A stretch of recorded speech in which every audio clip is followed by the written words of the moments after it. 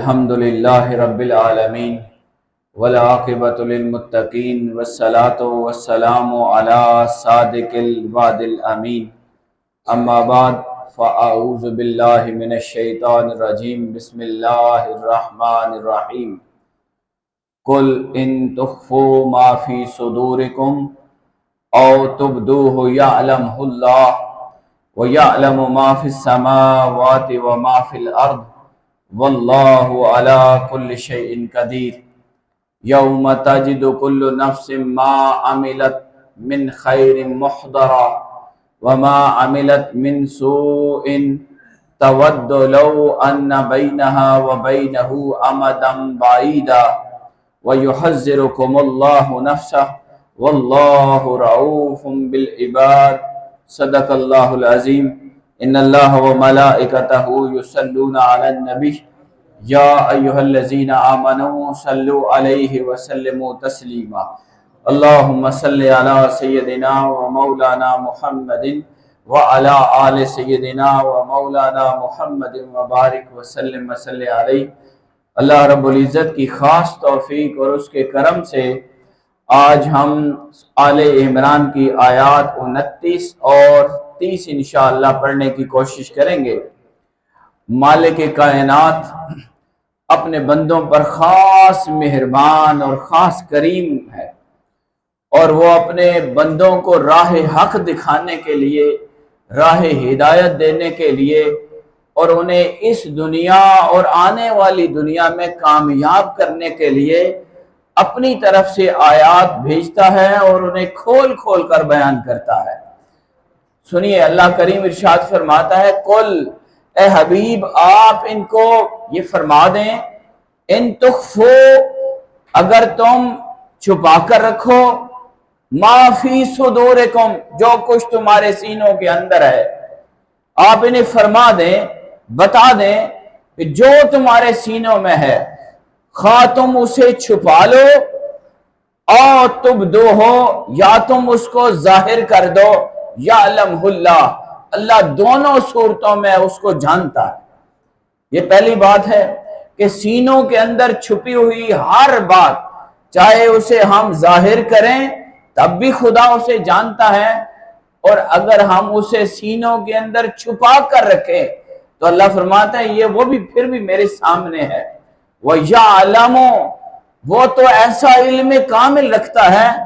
یعلم وہ جانتا ہے، ما فی السماوات و ما فی الارض جو کچھ آسمانوں میں ہے اور جو کچھ زمینوں میں ہے، ہر شے کا علم رکھتا ہے۔ واللہ علی کل شیء قدیر اور وہ ہر چیز پر خالی علم نہیں ہے اس کا، ہر چیز کا علم بھی رکھتا ہے اور ہر چیز پر وہ مکمل قدرت اور کامل اختیار بھی رکھتا ہے۔ حاضرین گرامی، یہ جو آیت مبارکہ ہے اس میں اللہ رب العالمین نے اپنے علم کلی کا بیان فرمایا ہے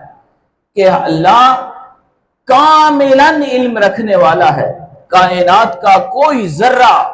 کوئی شے، وہ آسمانوں میں ہے یا زمینوں کے اندر ہے،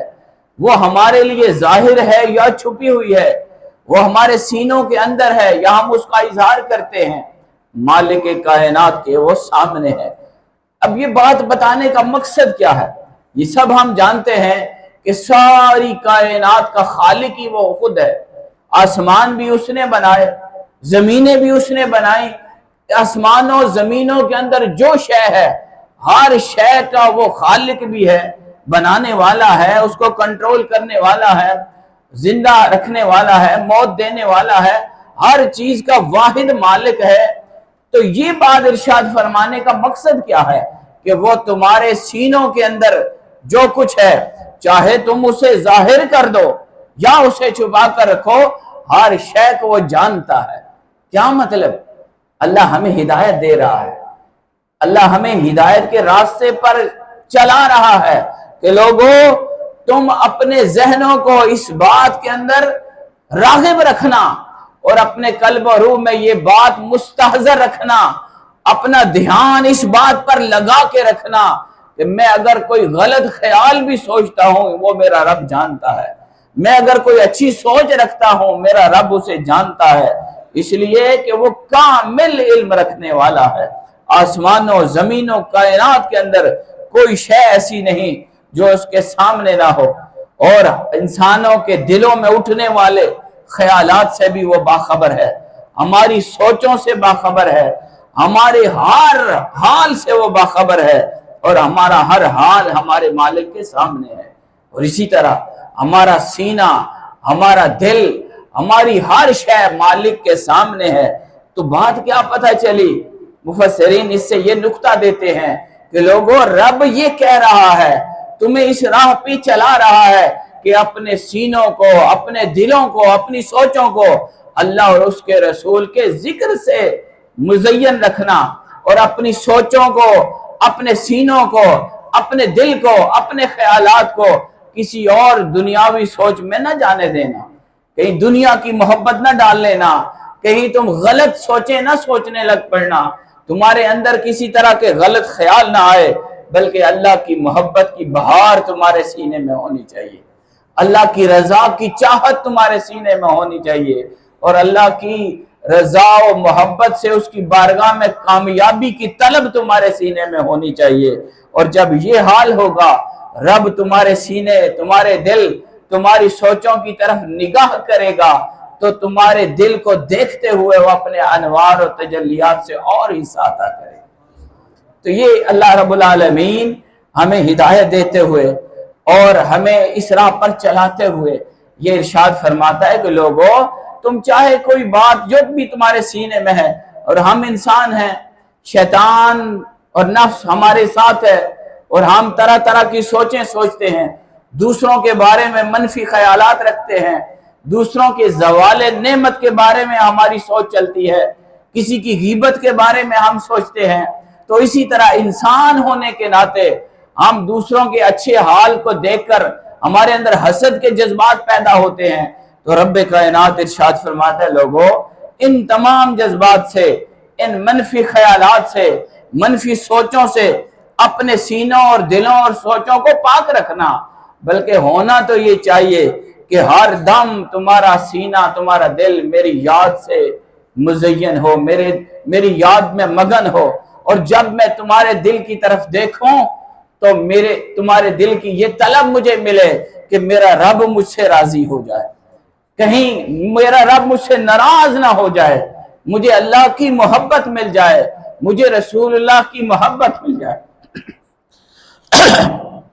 اور دل میں یہ سوچیں ہونے چاہیے کہ میں اللہ کی رضا کے کام کرنے والا بن جاؤں، میں اللہ کی مخلوق کی مدد کرنے والا بن جاؤں، مجھ سے لوگوں کو نفع پہنچے، یہ تمہارے قلب و روح کا حال ہو۔ اور جب یہ حال ہوگا تو یقیناً پھر تم راہ حق پر آؤ گے۔ اور اللہ کریم نے اس کے ساتھ جوڑ کر فرمایا، علم کامل بھی اس کے پاس ہے، ہر چیز وہ جانتا ہے۔ اور یاد رکھنا، اگر تم نے اس کے علم کامل کا دھیان نہ رکھا اور تمہاری سوچیں دنیا کے اندر گم ہو گئیں، اور تم نے رب کو غیر حاضر مانا عمل کے ساتھ، اور تم نے رب کی طرف توجہ نہ کی، اور تمہاری سوچیں، تمہارا عمل، تمہارا کردار وہ شیطانی بن گیا، تو پھر یاد رکھنا پھر اللہ کی پکڑ بھی بڑی ڈاڈی ہے۔ واللہ علی کل شیء قدیر، اللہ ہر چیز پر کامل قدرت رکھنے والا ہے۔ اگر اللہ کی رضا چھوڑی اور دنیا کی رضا کے طالب بنے ہوئے، اور اگر تم نے خدا کی ناراضگی کے جذبات اپنے سینے میں پال رکھے ہیں، لوگوں کے ساتھ ظلم کرنے کے لیے تم نے اپنی طاقت کو جمع کر رکھا ہے، اور اپنے اختیار کو اس لیے استعمال کرنا چاہتے ہو کہ میرا نام بڑا ہو جائے، میرا اختیار بڑا ہو جائے، دوسرے پیچھے ہو جائیں، میں آگے ہو جاؤں، یہ ساری سوچیں، یہ منفی خیالات، یہ شیطانی خیالات اگر تم نے ایسے رکھا تو پھر خدا کا علم ہر شے پر محیط ہے، ہر چیز اس کے سامنے ہے، اور پھر وہ کامل قدرت رکھتا ہے۔ پھر ایسی سوچ رکھنے والے، ایسا تکبرانہ رویہ اپنانے والے اور ایسے خیالات کو رکھنے والے کو قابو کرنا پھر اس کا آتا ہے۔ اسی لیے وہ فرماتا ہے واللہ علی کل شیء قدیر، ہر چیز پر وہ کامل قدرت رکھتا ہے۔ قدرت رکھنے کا کیا مطلب ہوا؟ کہ ہر چیز کو سیدھا کرنا بھی وہ جانتا ہے، ہر چیز کو کنٹرول کرنا بھی وہ جانتا ہے، ہر چیز کو وہ سیدھا کر کے اپنی راہ کی طرف بھی لگانا جانتا ہے اور اس کو سزا دے کر ذلیل و خوار کرنا بھی وہ جانتا ہے۔ حاضرین گرامی، جب یہ حال بن جائے، جب یہ عمل سامنے ہمارے آ جائے تو اللہ رب العالمین نے پھر اور واضح کرتے فرمایا یہ باتیں ذہن میں رکھتے ہوئے زندگی کو گزارو، اپنی سوچوں کو، اپنے خیالات کو، اپنے دل کے جذبات کو ساری کو کنٹرول رکھنا اور ہر دم اللہ کی یاد کو اپنے ذہن میں حاضر رکھنا اور اس کی طرف توجہ رکھنا اور اس کی رضا کو چاہتے ہوئے تم زندگی گزارنا۔ اس لیے یوم تجد کل نفس ما عملت من خیر محضرا، اس دن تو حال یہ ہوگا جس دن ہر جان ہر اس نیکی کو بھی اپنے سامنے حاضر پا لے گی جو اس نے کی تھی، ہر نیکی۔ یوما، وہ دن، قیامت کا دن، جزا کا دن، بدلے کا دن۔ فرمایا تجدو، پالے گی، کل نفس، ہر جان، ہر نفس پالے گا، ہر جان پالے گی، ما عملت، جو بھی اس نے کیا، من خیر، من خیر، خیر میں سے جو بھی اس نے کام کیا، خیر کا کوئی عمل، اچھائی کا جو بھی عمل اس نے کیا، جو بھی عمل وہ کرتا رہا وہ اس کے سامنے آ جائے گا۔ اور فرمایا وما عملت من سو، اور جو ذرا سی بھی اس نے برائی کی، من سو، ذرا سی بھی برائی، ذرا سا بھی گناہ، ذرا سی بھی نافرمانی کی تو وہ بھی اس کے سامنے آ جائے گی۔ اور حال کیا ہوگا پھر؟ تودو، اس وقت وہ بندہ یہ سوچے گا، اپنی برائی کو دیکھے گا، اس برائی کی نحوست کو دیکھے گا، اس برائی کے اثرات اور جزا اور سزا کو دیکھے گا اور اللہ کے جلال کو دیکھے گا، یوم قیامت میزان کو دیکھے گا اور اللہ کی پکڑ اور حساب کو دیکھ کر انسان کا حال کیا ہوگا؟ تودو، اس کی ود، محبت ہوگی، وہ چاہے گا اور اس کی خواہش یہ ہو جائے گی لو ان بینہا و بینہو امادا بعیدا، کاش میرے اس عمل اور میرے درمیان ایک لمبی مسافت ہو جائے، دور کا فاصلہ، پرے ہو جائے، دور ہو جائے، میں اس کو دیکھوں بھی نہ اور یہ عمل میرے سامنے نہ ہو، بڑا زیادہ لمبا فاصلہ ہو جائے۔ اللہ کہتا ہے اسی لیے تو ابھی بتا رہا ہوں، کل جو یہ تمہارا حال ہوگا، قیامت کا منظر ہوگا اور ہر انسان کے سامنے اس کے عمل کے خیر میں سے جو بھی اچھا عمل ہے وہ بھی اس کے سامنے آ جائے گا اور جو اس نے برائی، غلطی، گناہ کیا وہ بھی سامنے آئے گا۔ اور پھر یہ جب یہ حال ہوگا کہ انسان اسے دیکھ کر بھی کہے گا کاش یہ دور دراز ہو جائے، اس کی مسافت دور ہو جائے، میں اسے دیکھوں نہ، اس کی سزا، اس کی نحوست، اس کے اثرات میرے اوپر نہ آئے۔ اللہ نے کہا یہی تو بات بتا رہا ہوں، اسی لیے تو قرآن دیا ہے، یہ ابھی تو یہی تو بات سیکھنی ہے کہ کل جب یہ حال ہوگا تو آج ہی سمجھ لو، آج ہی اللہ کو حاضر سمجھ لو، اللہ کو ناظر سمجھ لو اور اللہ کے راستے پر آ جاؤ، اللہ کی رضا کا راستہ اختیار کر لو، اللہ کی محبت کے طریقے پر آ جاؤ اور رسول اللہ کی غلامی میں آ کر ہدایت کی راہ پکڑ لو۔ آج لے ان کی پناہ، آج مدد مانگ ان سے، کل نہ مانیں گے قیامت کو اگر مان گیا۔ تو ہمیں یہ رب العالمین کی طرف سے یہ خاص کرم ہے، یہ ہمارے اوپر، میں نے گفتگو کا آغاز اس طرح کیا تھا کہ یہ اللہ رب العالمین کی خاص مہربانی ہے کہ وہ ہمیں اس دنیا میں رہتے ہوئے وہاں کے مناظر دکھا رہا ہے، وہاں کی وہ پوری فلم چل رہی ہے اور پورا حال ہمیں دکھایا جا رہا ہے کہ کل دوستو یہ حال ہوگا، آج اپنے آپ کو درست کر لو، آج اپنی سوچوں کو درست کر لو۔ اور یہ میں نے مفسرین کا قول پڑھا، یہاں لکھا ہوا ہے، وہ فرماتے ہیں کہ اس دنیا میں انسان اگر ان سوچوں پر قابو کر لے، اپنے آپ کو کنٹرول کرے، نفس کشی جیسے بابے کرتے ہیں، محنت کرے، اپنے آپ کو غلط رستے سے روکے باندھے، اپنے آپ کو یہ کوشش کرنا، یہ ہمت کرنا، یہ محنت کرنا، یہ قربانی دینا، یہ آسان ہے کل اس سزا کے مقابلے میں کہ جس کا پھر کوئی علاج نہیں ہوگا، چھٹکارا نہیں ہوگا، معافی نہیں ہوگی۔ اور آخر میں فرمایا وَيُحَذِّرُكُمُ اللَّهُ نَفْسَهُ، اللہ اپنی طرف سے تمہیں ڈراتا ہے، اللہ اپنی غضب سے، اپنی پکڑ سے، اپنی سزا سے تمہیں ڈرا رہا ہے، حالانکہ واللہ رؤوف بالعباد، وہ جو اللہ ہے وہ تو اپنے بندوں پر بہت مہربان ہے۔ دو باتیں کیا پر ہیں، اللہ فرماتا ہے کہ دیکھو میری مہربانی دیکھو، میری توجہ دیکھو، میری کرم نوازیاں دیکھو، میری طرف سے تمہارے اوپر جو رحمتیں ہیں، شفقتیں ہیں، عنایات ہیں، کرم نوازیاں ہیں، ان کو دیکھو۔ سن کے بتاؤ، یہ دیکھو میں تمہارے اوپر کتنا مہربان ہوں، کتنا کریم ہوں، اور کتنی تمہارے اوپر میری شفقتیں ہیں۔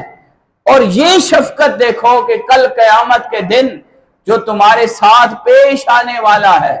اس کو آج بتا رہا ہوں، اور آج اس کا حل دکھا رہا ہوں، اور آج تمہیں راہ ہدایت دے رہا ہوں۔ یہ میرا کتنا کرم ہے تمہارے اوپر، اور اگر تم نے میرے اس کرم اور مہربانی اور شفقت کا ناجائز فائدہ لیا اور اپنی سوچوں کو درست نہ کیا، اپنے آپ کو راہ حق پر نہ لائے، تو پھر یاد رکھنا وَيُحَذِّرُكُمُ اللَّهُ نَفْسَهُ، اللہ اپنی طرف سے تمہیں پھر اپنے غضب سے، اپنی پکڑ سے ڈراتا ہے۔ حاضرین گرامی، اس آیت کو بھی ذرا غور سے دیکھ لیتے ہیں کہ اس میں اللہ کریم کیا ارشاد فرماتا ہے۔ اللہ فرماتا ہے کہ اس دن یوم تجد کل نفس، ہر جان اس دن پالے گی ما عملت، جو بھی اس نے عمل کیا، من خیر، نیکی میں سے، محضرہ، حاضر، جو بھی اس نے نیکی کی وہ سامنے آ جائے گی، کیونکہ نیکی کا ریکارڈ بن رہا ہے، اور آپ کو پتہ ہے ہر نیکی لکھی جا رہی ہے، اور ہر نیکی ہمارے سامنے آئے گی۔ قرآن مجید ارشاد فرماتا ہے فَمَن يَعْمَلْ مِثْقَالَ ذَرَّةٍ خَيْرًا يَرَهُ، جو بھی ذرہ برابر نیکی کا کرے گا قیامت والے دن وہ اس کو دیکھ لے گا، یعنی اس کا اجر، اس کی جزا، اس کا بدلہ اسے ملے گا۔ من یعمل مثقال ذرہ، ذرہ نہیں بلکہ ذرے کا ہزارواں حصہ بھی اگر آپ نے نیکی کی، کم سے کم تر نیکی اگر آپ نے کی، وہ بھی اللہ کی بارگاہ میں آپ کے سامنے آ جائے گی اور اس کی جزا ملے گی۔ وَمَن يَعْمَلْ مِثْقَالَ ذَرَّةٍ شَرًّا يَرَهُ، اور جو ذرہ برابر بھی شر کرے گا، گناہ کرے گا، برائی کرے گا، اور کسی طرح سے بھی اس کا کوئی اللہ کی بارگاہ میں نافرمانی کا عمل ہوگا تو وہ اس کو سامنے دیکھ لے گا، اس کا بدلہ پا لے گا۔ تو مفسرین نے خیر اور شر کے بڑے ایک جامع تعریفات ہمیں سمجھائی ہیں۔ قرآن یہاں پر جو آیت ہم نے پڑھی اس میں بھی خیر کا لفظ ہے، جو میں نے دلیل کے طور پر تفسیر کے لیے قرآن مجید پڑھی اس میں خیر اور شر دونوں لفظ ہیں، تو یہاں پر خیر اور سو ہے، جو دلیل میں نے پڑھی اس میں خیر اور شر ہے۔ تو خیر کا لفظ کا معنی کیا ہے؟ جو قرآن ہمیں کہتا ہے کہ انسان جو بھی جان نیکی کرے گی، نیکی کا جو بھی عمل کرے گی، خیر کا جو بھی عمل کرے گی وہ اسے پالے گی۔ تو خیر کیا ہوتی ہے؟ تو اس کا جواب سن لیجئے، یہ ایک جامع لفظ ہے، یعنی ہر وہ عمل جو اللہ کی رضا اور اللہ کے قرب اور اللہ کی خوشی کا باعث بنے وہ خیر کہلائے گا۔ ہر وہ عمل، توجہ رکھیں اور یاد رکھ لیں اس کو، ہر وہ عمل، ہر وہ کام، ہر وہ قول، ہر وہ فعل، ہر وہ سوچ جو آپ کو اللہ کے قریب کر دے وہ خیر ہے، اور ہر وہ قول، ہر وہ فعل، ہر وہ سوچ، ہر وہ بات جو آپ کو اللہ سے دور کر دے وہ شر ہے۔ ایک جامع لفظ ہے، یہ بات پر بھی ہے، عمل پر بھی ہے، سوچ پر بھی ہے۔ تو حاضرین یہاں اللہ کریم یہی ارشاد فرماتا ہے کہ آپ نے نیکی کا، اللہ کے قرب کو حاصل کرنے کا اور اللہ کی رضا کو پانے کا جو بھی عمل کیا ہوگا، چاہے وہ نیکی کا سوچا ہو، نیکی کی ہو، نیکی کے لیے لفظ بولے ہوں، اللہ کریم وہ آپ کو اس کا اجر اور بدلہ عطا کرے گا۔ اور آپ نے برائی کا کوئی بھی شکل اختیار کی، سو یا شر، مثقال ذرۃ، اگر آپ نے ذرے کی ایک مثقال کہتے ہیں ایک ذرائی برابر بھی اگر آپ نے برائی کی ہوگی تو وہ بھی آپ کے سامنے آ جائے گی، اور وہ سو کی ہر وہ شکل جو اللہ کی ناراضگی کا سبب بنے۔ حاضرین اس میں دلیل کے طور پر حدیث پاک آقا علیہ السلام فرمایا المسلم، مسلمان ہی وہ ہے، من سلم المسلمون من لسانہ و یدہ، مسلمان وہ ہے جس کی زبان سے اور جس کے ہاتھ سے دوسرے مسلمان محفوظ رہیں۔ زبان سے ہم کیا کرتے ہیں؟ ہمیں محسوس ہی نہیں ہوتا، ہمیں پرواہ ہی نہیں ہوتی، اور ہمیں خیال ہی نہیں ہوتا ہمارے منہ سے کیا کیا نکلتا رہتا ہے۔ کسی کا دل ٹوٹ رہا ہے، کسی کی بے عزتی ہو رہی ہے، کوئی ناراض ہو رہا ہے، کسی کے دل کے اندر نفرت پیدا ہو رہی ہے، گناہ کی کوئی بات کر رہے ہیں، کیا کہہ رہے ہیں کیا نہیں کہہ رہے، کوئی پرواہ نہیں۔ گالیاں ہمارے منہ سے نکلتی ہیں، برائیاں، غیبتیں، حسد، اور یہ ساری چیزیں، یہ قد بدت البغضاء من افواہہم، یہ منہ سے نکلنے والی چیزیں ہیں۔ حضور نے فرمایا مسلمان وہ جس کی زبان سے بھی دوسرے مسلمان محفوظ رہیں، اور مسلمان وہ جس کے ہاتھ سے بھی دوسرے مسلمان محفوظ رہیں۔ تو یہ ایک اسلام کا ایک، یہ مسلمان ہونے کا مکمل ایک ماڈل وہ ہوگا جس کی زبان اور ہاتھ دونوں سے دوسرے مسلمان محفوظ ہے۔ پھر اسی کے اندر اللہ کریم نے قیامت کا منظر بیان کیا کہ انسان جب چھوٹی چھوٹی گناہ کرتا ہے، برائیاں کرتا ہے، اعمال بد کرتا ہے، اسے پرواہ نہیں ہوتی، جھوٹ بول دیتا ہے، غیبت کرتا ہے، الزام لگاتا ہے اور بہتان لگاتا ہے، گالیاں نکالتا ہے اور کیا کیا کرتا ہے، تو وہ سارے ایسے اعمال جو بھی اس نے گناہ کے کیے قیامت والے دن اس کے سامنے آئیں گے، اور وہ یوں چاہے گا تود لو ان بینہا و بینہ امدا بعیدا، کاش میرے اور اس گناہ کے درمیان ایک لمبی مسافت ہو جائے۔ امدم بعیدہ کا معنی ہے مسافت بعیدہ ہو جائے، اور مکان بعیدہ بھی اس کا معنی ہے، یعنی یہ دور ہو جائے، میں سے نہ دیکھوں، کیونکہ ہر عمل کا جواب دہ ہونا ہوگا، ہر عمل پر سزا ہوگی، اور انسان اسے دیکھ کر شرمندہ ہوگا، ندامت ہوگی، اور انسان اس ندامت کے عالم میں پھر اس دن یہ کہے گا اور یہ پکارے گا، کاش میں نے یہ اعمال نہ کیے ہوتے، اور کاش میں راہ حق پر چلتا ہوتا، کاش میں نے اللہ کا راستہ اختیار کیا ہوتا۔ اور یہ یوں اس کو یہ بار بار یہ بات ذہن میں آئے گی، اور اس کے منہ سے اس طرح کے الفاظ نکلیں گے۔ اور قرآن فرماتا ہے سورہ زمر آیت نمبر 56، ان تقول نفس، اس وقت ایسی جان بولے گی جس نے گناہ کے انبار لگائے ہوں گے اور گناہ اس کے سر چڑھیں گے، سزا ہو رہی ہوگی، ہونے لگے گی، کہے گا ایسا، ان تقولا، کہنا ہوگا، نفس، اس وقت اس جان کا، یا حسرتا، ہائے ہائے افسوس، الا ما فرطت فی جنب اللہ، اس بات پر کہ جو میں نے اللہ کی حق میں کوتاہی کی، میں نے جو اللہ کے حق چھوڑے، جو اللہ نے میرے اوپر لازم کی تھی باتیں، جو میں نے اس بات کو چھوڑا، ہائے افسوس میں نے ان کو نہ چھوڑا ہوتا۔ وَإِن كُنتُ لَمِنَ السَّاخِرِينَ، اور یقیناً وہ کہتے ہیں، اور اس کا حال یہ ہوگا کہ میں یقیناً مذاق اڑانے والوں میں تھا اس وقت۔ اب دیکھیں یہاں پر یہ منظر ہے یہاں کا، یہاں کیا ہوتا ہے، ایمان کی بات آتی ہے، اللہ کی بات آتی ہے، قرآن کی بات آتی ہے، شریعت کی بات آتی ہے، تو آج ہمارے ہاں کیا لوگ کرتے ہیں، مذاق کرتے ہیں۔ اور میں یہ اکثر لفظ بولتا ہوں، کہتے ہیں اے مولویاں نہیں گلاں نے جی، اے دنیا داری ہوش ہے، مولویاں نہیں گل ہو رہا ہے، اے مولویاں نہیں گلاں نے، یہ قرآن لفظ بول رہا ہے کہ میں اس وقت مذاق کرنے والوں میں سے تھا، میں نے اللہ رب العالمین کی بات کا مذاق کیا۔ وَإِن كُنتُ لَمِنَ السَّاخِرِينَ، میں سحر کرنے والوں اور مذاق کرنے والوں اور اس طرح اس کا ٹھٹھا اڑانے والوں میں سے تھا قرآن کی باتیں۔ تو حاضرین، قرآن کا یہ انداز کہ وہاں کے مناظر جو قیامت والے دن ہیں وہ ہمیں آج دکھائے جاتے ہیں، ہدایت کی بات کی جاتی ہے، اور اس دن انسان کہے گا یومئذ یود الذین کفروا، کافروں کا حال، وعصوا الرسول لو تسوی بہم الارض، اس دن ان کا حال یہ ہوگا، تمنا کریں گے کافر کہ کاش ہم نے رسول کی نافرمانی نہ کی ہوتی اور ہم ایسے راستے پر نہ چلے ہوتے، کاش انہیں مٹی ڈال کر مٹی کو برابر کر دیا جاتا اور ہم بے نام حیثیت میں چلے جاتے، ہم نے دین اور شریعت کی مخالفت نہ کی ہوتی۔ وَيَوْمَ يَعُضُّ الظَّالِمُ عَلَى يَدَيْهِ، اور اس دن ظالم اپنے ہاتھوں کو کاٹے گا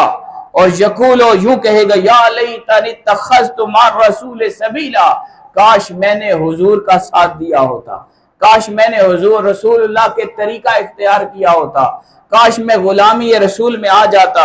اور میں اس راستے پر چل پڑتا جس میں جنت کا راستہ تھا۔ حاضرین، یہ قرآن کی آیات ہمیں بول بول کر بتا رہی ہے کہ آج ہم زندہ ہیں، ہماری آنکھیں کھلی ہیں، ہمیں پتا ہے خیر کیا ہے، شر کیا ہے، اللہ کی رضا کس میں ہے اور خدا کی ناراضگی کس میں ہے۔ ہمیں قرآن کی ان آیات کو سامنے رکھتے ہوئے اپنے زندگی کے اعمال کو درست کرنا ہے، اور یہاں ہی اللہ کریم ارشاد فرماتے ہوئے ختم کرتا ہے، وَيُحَذِّرُكُمُ اللَّهُ نَفْسَهُ، لوگو اللہ تمہیں ڈرا رہا ہے، کل قیامت والے دن پکڑ ہوگی، پوچھا جائے گا، ہر عمل سامنے آ جائے گا، اور پھر جو کہو گے کاش اس عمل اور میرے درمیان دور کی مسافت ہو جائے، میرے یہ برے اعمال میرے سامنے نہ لا جائیں، میری پردہ دری نہ ہو۔ ہمارے ہاں بابے کیا دعائیں دیا کرتے تھے؟ اللہ پردے رکھے،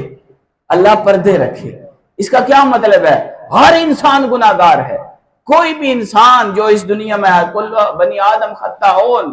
انسان سے غلطی خطا ہوتی ہے، اللہ پردے رکھتا ہے، اور اسی کو اللہ نے فرماتا ہے واللہ رؤوف بالعباد، اللہ تو بڑا مہربان ہے بندوں پر۔